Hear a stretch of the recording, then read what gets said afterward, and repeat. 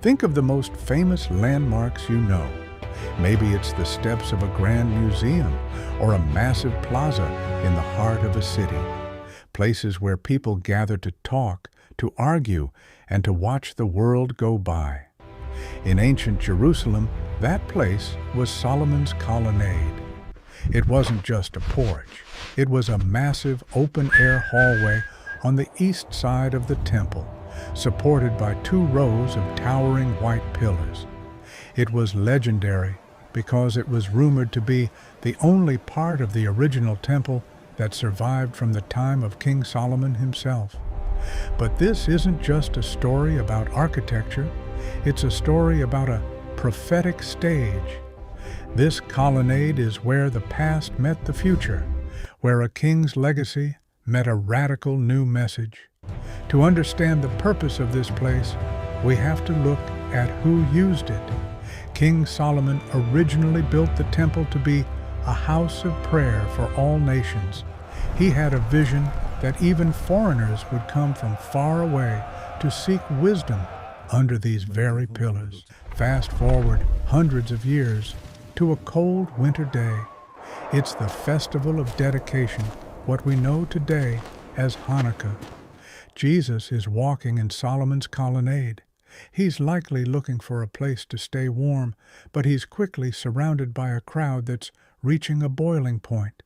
They ask him point blank, "How long will you keep us in suspense? If you are the Messiah, tell us plainly." Jesus doesn't give a simple yes or no. Instead, he speaks about his sheep hearing his voice. Standing under the pillars of the old kingdom, he announces a new one. He says something that changes everything. "I and the Father are one." The crowd immediately picks up stones. The tension is palpable.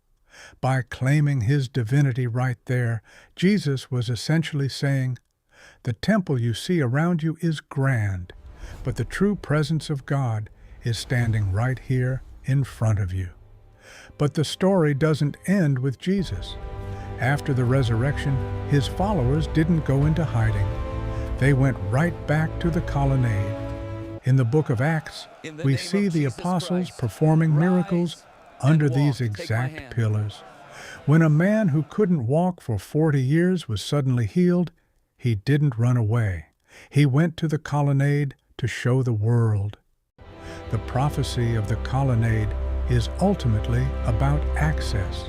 Solomon's old vision was for people to come to God, but the new reality was that God was coming out to the people. The colonnade became the headquarters of the early church. It wasn't behind closed doors. It was a public space where the rich, the poor, the skeptics, and the believers all bumped into each other. So, what does this ancient porch mean for us today? It reminds us that faith isn't meant to be lived in isolation. The colonnade was a place of dialogue, where big questions were asked, and where the impossible became a public reality. The physical pillars eventually fell when the temple was destroyed, and the stone is long gone. But the message that started under those shadows, that God wants to walk and talk among his people, is still standing. You don't need a golden temple or a 3,000-year-old porch to find wisdom. You just need the courage to stand in the light, ask the hard questions, and listen for the voice that says, "Follow me."